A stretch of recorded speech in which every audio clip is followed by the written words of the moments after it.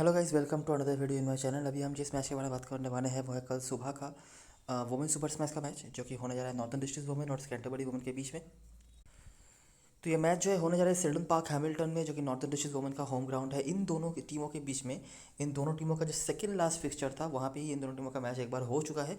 और उस वीडियो में हमने डिटेल में सारी चीज़ें बताई हुई हैं। तो इस फिक्सचर के बारे में जो चीज़ें हैं वहाँ पे मैं ज़्यादा टाइम नहीं दूंगा। जो चीज़ें अलग हुई हैं, जैसे कि ग्राउंड जो है बदले हैं, या फिर कुछ इंडिविजुअल प्लेयर्स जिनको मैंने रिसेंटली जो अच्छा ऑब्जर्व करा है उनके बारे में कुछ चीज़ें हम बताएंगे। तो ध्यान से जो है पूरा वीडियो सही से सुनना। छोटा ही करने की कोशिश पूरे रहेगी यहाँ पे, लेकिन कोशिश यही करूँगा कि सारी चीज़ें जो हैं आपके लिए कवर्ड हो। तो इस ग्राउंड में अगर हम बात करें तो नॉर्दर्न डिस्ट्रिक्ट वुमेन के रिकॉर्ड्स बिल्कुल भी अच्छे नहीं चल रहे हैं। और करंट अगर आप पोजीशन की बात करेंगे तो नॉर्दर्न डिस्ट्रिक्ट वुमेन चौथे स्थान पर है और कैंटरबरी तीसरे स्थान पर है। अगर कल के मैच में कैंटरबरी जीत जाती है तो वो दूसरे स्थान पे आ जाएंगे, और अगर नॉर्दर्न डिस्ट्रिक्ट जीत जाती है तो तीसरे स्थान पर आ जाएंगे। तो काफ़ी बैलेंस्ड पे है अभी भी ये लीग टेबल, और अच्छे पोजीशन पर हैं दोनों ही टीमें प्लेऑफ्स में जाने के लिए। तो देखना होगा क्या होता है। इस फिक्सचर के बारे में आपको थोड़ा सा ब्रीफली मैं बता देता हूँ। जब ये दोनों टीमें आमने सामने होती हैं तो क्या होता है, जैसे कि आप यहाँ पे देख सकते हैं कि कैंटरबरी वुमेन एक फुल ऑन डोमिनेशन रहा है इस फिक्सचर में।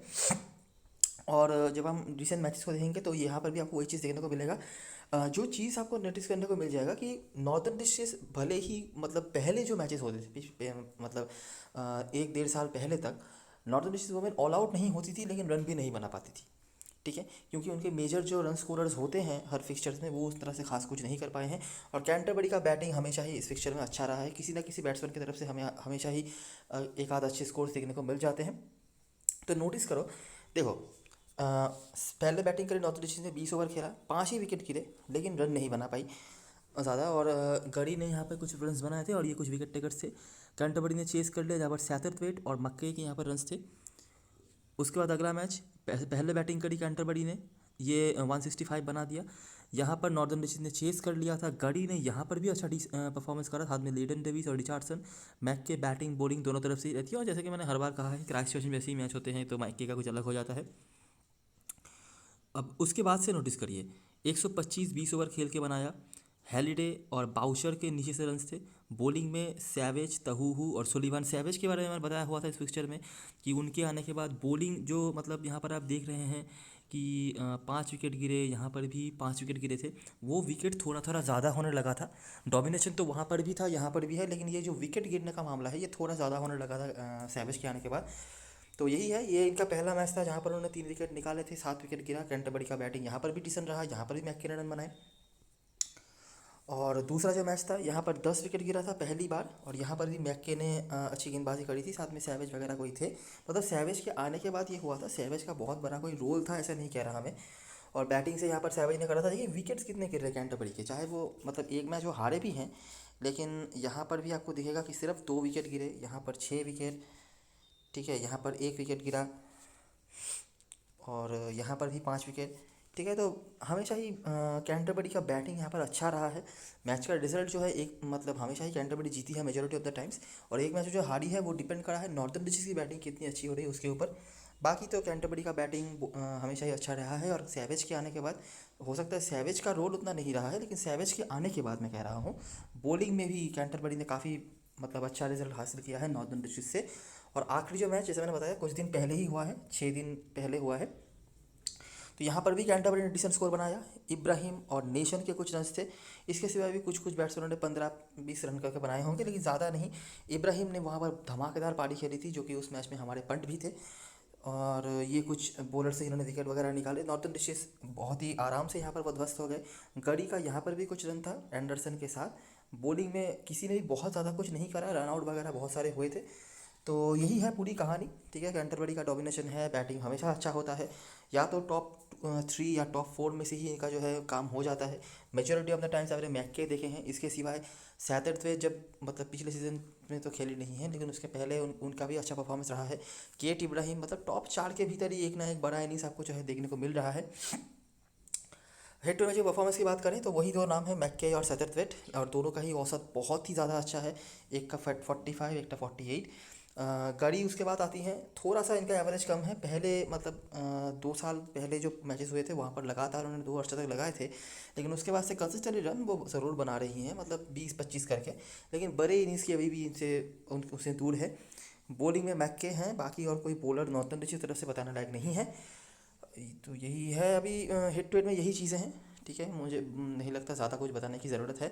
अगर आप करंट सिचुएशन को भी देखोगे तब भी आपको ऐसा ही चीज़ें देखने को मिलेगा कि नॉर्थन ऋषि का बॉलिंग जो है बिल्कुल भी अप टू द मार्क नहीं हो रहा है। चाहे वो मैच जीते चाहे वो हारे, बॉलिंग बिल्कुल भी सही नहीं हो रहा है। और ये फिक्चर में भी हम यही चीज़ देख पा रहे हैं, आखिरी मैच में भी यही चीज़ हुआ है कि कैंटरबरी ने बैटिंग करके एक डिसेंट स्कोर खड़ा किया है। अभी इस ग्राउंड के बारे में बात करें तो जो ऑकलैंड वगैरह के अगेंस्ट मैच हुआ था वहाँ पर तो मतलब वो हारते ही हैं, ये तो कोई बोलने वाली बात नहीं। लेकिन जो चीज़ कंसिस्टेंट है वो है बॉलिंग इनकी यहाँ पर भी ख़राब होती है। 148 यहाँ पे कंसीड किया, 144 कंसीड किया, विकेट्स भी ज़्यादा नहीं गिरा पाए हैं। और बैटिंग में भी बहुत खास कुछ उन्होंने नहीं करा हुआ है। 124 यहाँ पे 180 18। और एक जो चीज़ देखने लायक है कि केटी गढ़ी का यहाँ पे उतना कुछ खास परफॉर्मेंस है नहीं। मतलब यहाँ पे इन्होंने 20 रन बनाए थे, उसके बाद से उनका रन जो है आपको काफ़ी कम देखने को मिलता है। यहाँ पर फिर से देखिए 200 ओवर कंसीड किया, विकेट भी नहीं गिरा पाए।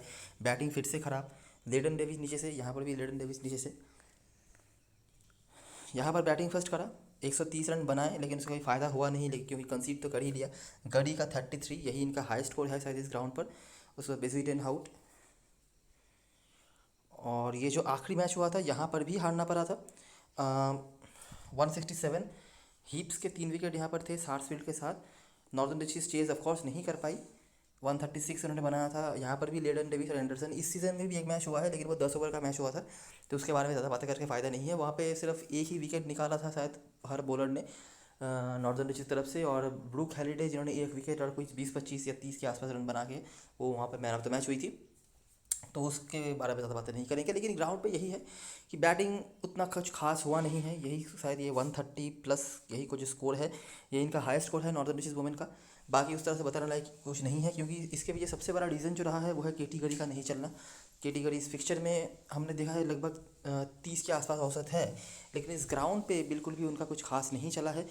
लेडन डेविस हम देख सकते हैं यहाँ पर कंसिस्टेंटली कुछ ना कुछ परफॉर्म करे जा रही हैं बैटिंग से। और एंडरसन बॉलिंग तो नहीं करवाती हैं, लेकिन उनके भी कुछ कुछ परफॉर्मेंस है। बाकी ऑफ कोर्स खास बचाने के लिए कुछ नहीं है, क्योंकि इस ग्राउंड पे भी रेगुलरली हार ही रहे हैं नॉर्दर्न डिस्ट्रिक्ट। इस सीजन में जो एक मैच हुआ था वहाँ पर वो जीते हैं, लेकिन उस मैच में ज़्यादा कॉन्सेंट्रेट करके फ़ायदा नहीं है। एक तो out of form central district के अगेंस्ट वो मैच था, और दूसरी बात 10 ओवर का मैच था, तो ज़्यादा कॉन्सेंट्रेट हम नहीं करेंगे।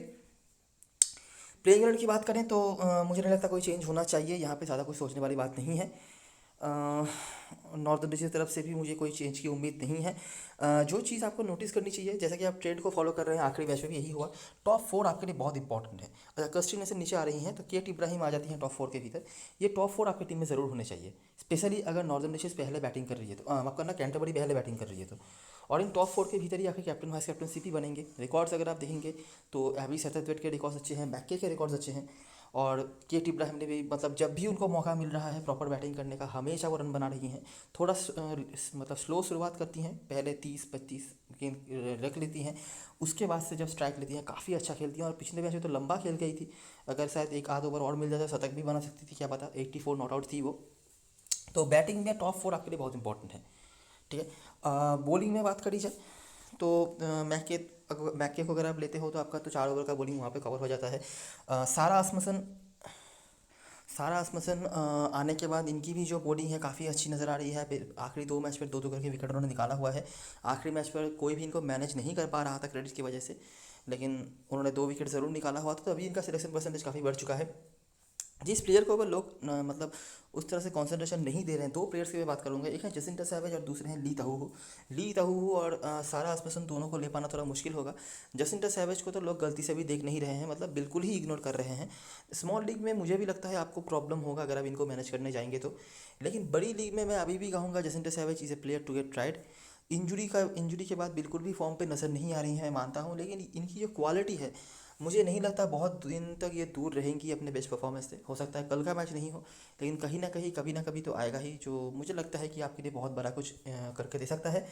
स्मॉल लीग में आपकी मर्ज़ी है, अगर आप रिस्क लेना चाहते हो, कहाँ पे रिस्क ले सकते हो मैं बता देता हूँ, लेकिन अगर आप रिस्क लेना चाहते हो ले सकते हो, लेकिन बड़ी लीग में डेफिनेटली ट्रायबल ऑप्शन है। और ली तहू एक ऐसी बॉलर है जिस दिन विकेट लेती हैं उस दिन बंचेस में ही लेती हैं, और जिस दिन नहीं उस दिन या तो खाली हाथ या तो एक विकेट से ही संतोष करना पड़ता है। तो ये दोनों एक हिट और मिस कैटेगरी में आते हैं। मैं सैवेज को हिट और मिस कैटेगरी में नहीं रखूँगा। हिट और मिस मतलब ये कोई बैटिंग से नहीं कह रहा, मैं बॉलिंग से ही कह रहा। सैवेज को मैं हिट और मिस कैटेगरी में नहीं रखता हूँ, लेकिन क्या है कि वो इंजरी के बाद से उस तरह के लय में नहीं नज़र आ रही हैं। बॉलिंग अभी भी सही करवा रही हैं, उस तरह का कुछ खास रन वगैरह नहीं दे रही हैं, लेकिन विकेट नहीं निकाल पा रही हैं, जिसका सबसे बड़ा फ़ायदा हो सकता है ऐसे फैंटेसी प्लेयर आपको। तो इसीलिए इन दोनों को मैं रखूँगा थोड़ा सा रिस्की पिक में। ली ताहू को फिर भी आप मैनेज कर सकते हैं, कहाँ पे मैं दिखा देता हूँ, लेकिन सैवेज को मैनेज कर पाना काफ़ी मुश्किल हो सकता है। नॉर्दर्न डिस्ट्रिक्ट के लिए केटी गढ़ी का फॉर्म जो है थोड़ा सा लड़खड़ा रहा है, मुझे ये कहना ही पड़ेगा, क्योंकि जिस रन्स को वो 30-35 या इस तरह के स्कोर के भीतर मतलब ग्राउंड पे छोड़ के आ रही है, पिछले सीजनों में इन स्कोर्स को उन्होंने बड़े स्कोर में तब्दील करा है। ठीक है, तो ये एक इशू है। अब ये रिकॉर्ड की बात करें तो यहाँ पर उनके कुछ खास रिकॉर्ड्स भी नहीं हैं।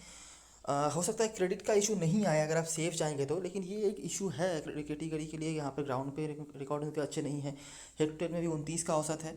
फॉर्म बेस्ट फॉर्म पे तो नहीं दिख रही हैं, ये मानना पड़ेगा। पिछले सीज़न में जो इस फॉर्म पे वो थी उस फॉर्म में ये नहीं दिख रही हैं। ब्रूक हैलिडे क्या है कि मुझे बहुत खास कुछ ये नहीं नज़र आती है, ना ही बैटिंग से ना ही बॉलिंग से, लेकिन क्योंकि टीम की कैप्टन है तो प्रॉपर बॉलिंग करवा लेती हैं, डेथ ओवर में बॉलिंग करवाना आ जाती हैं। तो कुछ भी हो, डेथ ओवर में बॉलिंग करेंगी, कोई भी करेंगे तो विकेट मिलने के चांसेस होते हैं। ओपनिंग बैटिंग भी आती हैं, तो इनके पास प्रॉपर अपॉर्चुनिटी सारे आ जाते हैं। तो इसलिए ये स्मॉल लीग में मिस करने वाली प्लेयर तो है नहीं। कैप्टन वाइस कैप्टन बनाना ना बनाना आपके ऊपर है, लेकिन मिस करने वाले प्लेयर ये नहीं है अगर आप स्मॉल लीग खेल रहे हो तो। उसके बाद केट एंडरसन हमेशा ही कुछ ना कुछ तो स्टार्ट ले रही हैं, बॉलिंग नहीं करवाती हैं, यही एक इशू है, लेकिन 8.5 क्रेडिट में मुझे नहीं लगता इससे बेटर ऑप्शन आपके पास होगा। आइवार रिचर्डसन ले पा रहा मुश्किल होगा इनको। प्रॉपर अच्छी हिटर ऑफ द बॉल हैं, बॉलिंग भी ठीक ठाक करवा लेती हैं। उसके बाद लूसी बाउचर हैं और लेडन डेविस, ये कुछ ऑप्शंस हैं, ये तो आपको पता ही होगा। पिछले मैच में नाओमी मैथ्यूज़ खेली थी, कुछ काम पे तो यहीं आई थी। कैप्टन हसरन चॉइस की बात करें तो वही ऑप्शंस हैं। अगर आप सिलेक्शन परसेंटेज देखेंगे तो वही मैक के सतह अभी इब्राहिम का सिलेक्शन परसेंटेज थोड़ा डिसेंट हुआ है, और यहाँ से लेडन डेविस, हैलिडे और गड़ी को लोग कैप्टन वाइस कैप्टन नहीं बना रहेंगे। हो सकता है कोई लोग टीम पे ले लें, लेकिन कैप्टन वाइस कैप्टनसी के बारे में लोग दूर दूर तक नहीं सोचेंगे।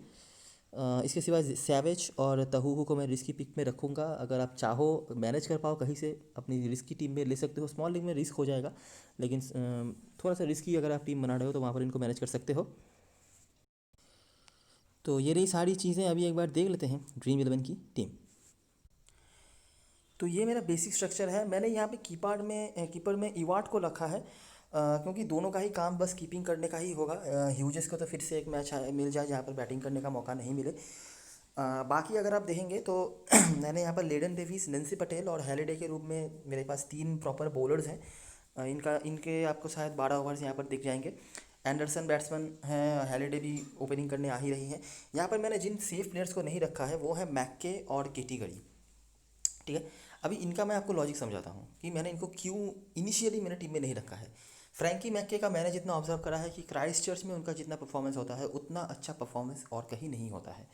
अभी मैं ऐसा नहीं कह रहा कि वो पॉइंट नहीं देंगी, लेकिन आपको याद रखना पड़ेगा हाईएस्ट क्रेडिट वो ले रही हैं, 10 क्रेडिट। और इनको लेने के चक्कर में आपको आइमा रिचर्डसन, जसिंटा सैवेज, तो मैं चलिए जसिंटा सैवेज को छोड़ ही देता हूँ, आइमा रिचर्डसन को आपको मिस करना पड़ सकता है। यहाँ पर केटी गढ़ी का भी आपको क्रेडिट का इशू आ सकता है। जसिंटा सैवेज अगर आप मैनेज करना चाहो वहाँ पर भी आ सकता है। तो आपको सोचना पड़ेगा कि कौन से ऑलराउंडर्स आपके लिए इफेक्टिव हो सकते हैं। फ्रैंकी मैक के अगर आप स्मॉल लीग खेल रहे हो, सेफ जाना चाहते हो, रख लो, कोई दिक्कत वाली बात नहीं है। सारी दुनिया कैप्टन बना रही है, रख ही सकते हो आप अपने टीम में, रख लो। तो 10 क्रेडिट यहाँ से हो गई आपकी। तो बचे कितने, 9.5।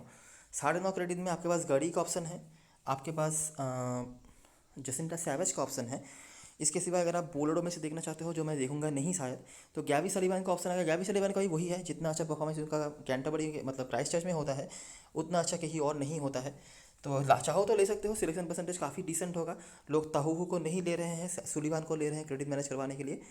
इसके सिवाय लॉरेन हीप्स का भी आपको ऑप्शन यहाँ पर मिल जाएगा, और मुझे कोई यहाँ पर दिख नहीं रहा है।